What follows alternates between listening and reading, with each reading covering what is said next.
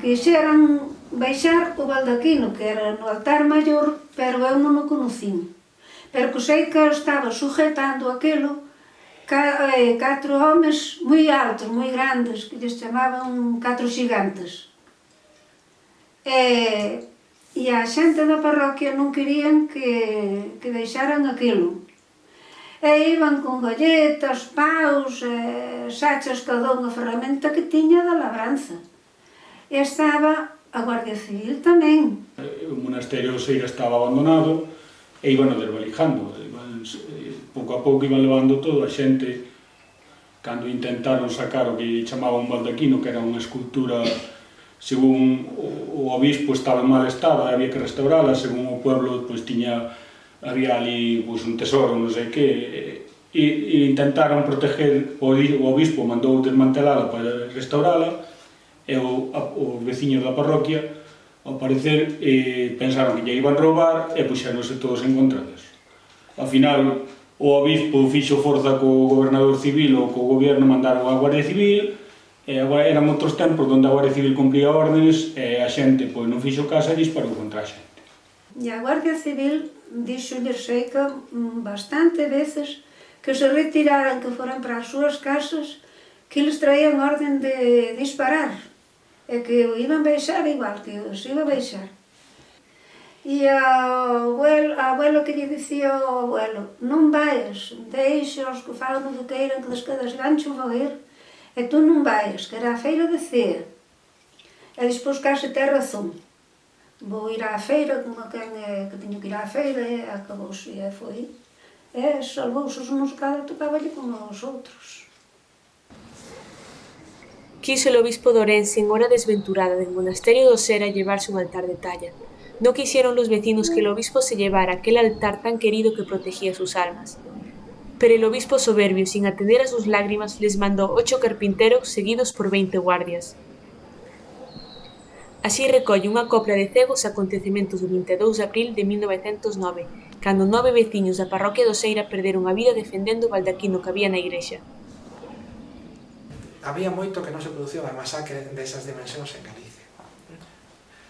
Durante todo o período anterior da restauración, salvo que me equivoque eu agora, non hai nada polo estilo.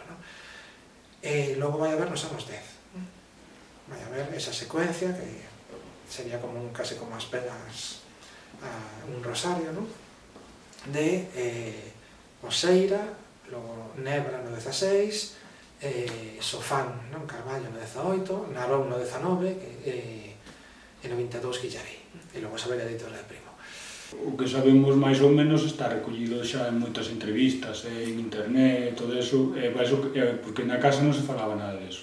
Non. A miña abuela, eu acordome de preguntarlle que como que era matar a miña bisabuelo, ela sempre dicía foron os malos, desde o monte foron os malos que mataron, pero nunca contou nada. Ela tiña, debía decir 18 meses, ou así, a rapaza. Viñan dunha época onde había menos cultura, e despois veo a dictadura, veo todo, e había medo ao goberno e ás institucións. Pois, daquela xa tiña moito medo. Despois, coa guerra, ainda que quedou moito máis. E despois quedou parado todo en silencio. Quedou todo en silencio, como se non pasara nada. Cada un foi gobernando como pudo. E quedou a cousa así. Realmente, os que viviron directamente falleceron todos. Os que, digamos, foron herdeiros directos, pois, meu pai e dous máis, que sería o neto, pois xa son de 80 e pico anos.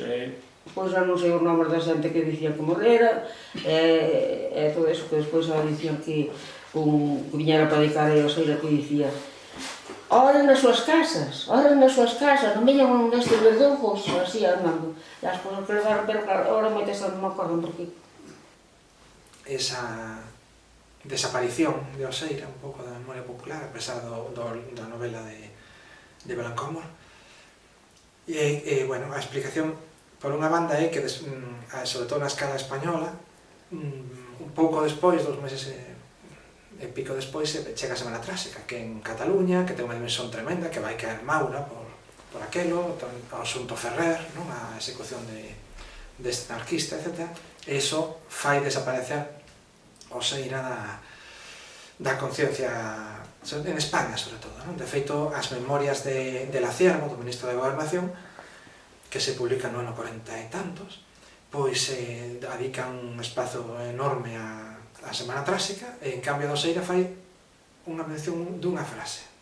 En segundo lugar, que había algunhas aristas no suceso que eran pouco cómodas para manexalo dende posicións republicanas ou do movimento obreiro. Sobre todo ese componente clerical, porque no fondo había un elemento anticlerical que era contra a xerarquía, contra o obispo e demais, pero o motivo último de todo isto era protexer unha forma de devoción popular, protexer o que a igrexa que estaba funcionando como igrexa parroquial, non? Durante a desamortización. E iso, claro, para un socialista, para un republicano que eran anticlericais, pois era un signo de primitivismo, non? Ou de incultura política. E por iso, de aí, na prensa da época, esas expresións condescendentes, paternalistas, referindo-se ás vítimas do suceso como inocentes campesinos, desvalidas paisanos, etc., que serían impensables se falásemos de xornaleiros andaluces, ou de obreiros, ou de estudantes, non? En fin, que como había entre as vítimas de sucesos parecidos. E por último, que faltou na sociedade local, non? Do concello e dos pequenos concellos rurais de arredor, faltou organización societaria, faltou sociedade civil, prensa local, elementos que eran moito máis fortes en outras zonas de Galicia, e que podían ter mantido vivo o recordo desta masacre, ben por interese ou ben de maneira desinteresada, pero o caso é que non o fixeron, porque era unha zona na que había case non houve ata a Guerra Civil ou moi pouco societarismo agrario, por exemplo.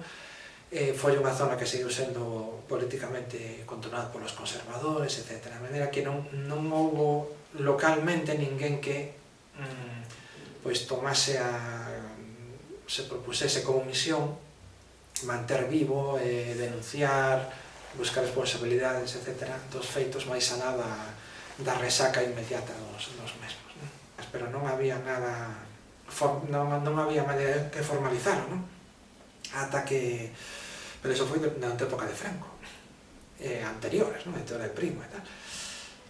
Pero dende a transición pois é sorprendente, sobre todo no propio centenario, non? Que parece ser que houve algunha petición, non? Dos veciños, algúns veciños para colocar algún monumento, unha placa ou algún acto de homenaxe, pois a corporación negouse, non? Con esa noción difícil de entender de que iso podía dividir a poboación, non vexo que nem estar a favor de aplaudir o que pasara, non é como a Guerra Civil, que obviamente pois pode ter pode haber ese temor comprensible a reabrir feridas e que os veciños, pois bueno, saiban cousas que fixeron os seus avós pouco agradables, pero aquí eu non vexo esa confrontación dentro da sociedade local dos masacres, non? Equivalentes dos anos 10, é a única que non tivo ningún tipo de recoñecemento, de lembranza, en fin, como queramos chamarlo, non?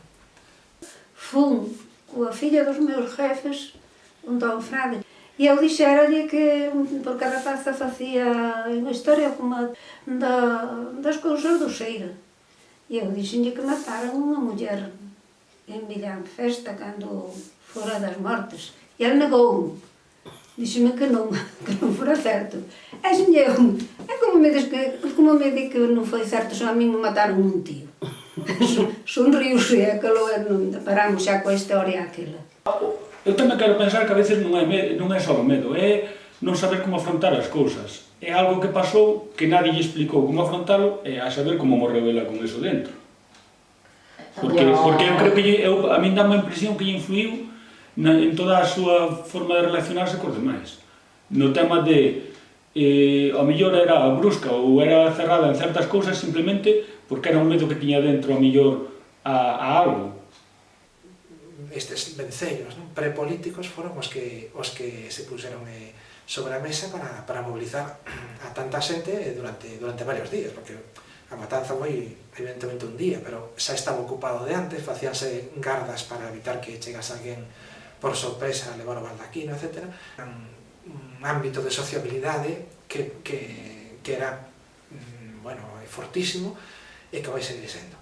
Precisamente en Galicia a gran forza das sociedades agrarias, non no caso deste, pero en moitos casos, é cando a sociedade agraria conseguía canalizar cara a sí, no seu beneficio, este sentimento previo de comunidade.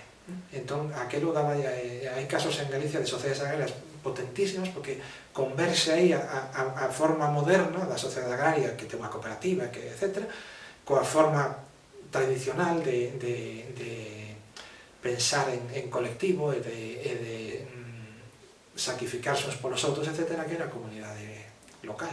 Non é o mismo que dicir que eres do outro lado. Tú non dis que eres da Veiga ou que eres de Betania. Eu son do Seira, da parroquia do Seira. Entonces había como un sentimiento de pertenencia a un grupo moi fuerte.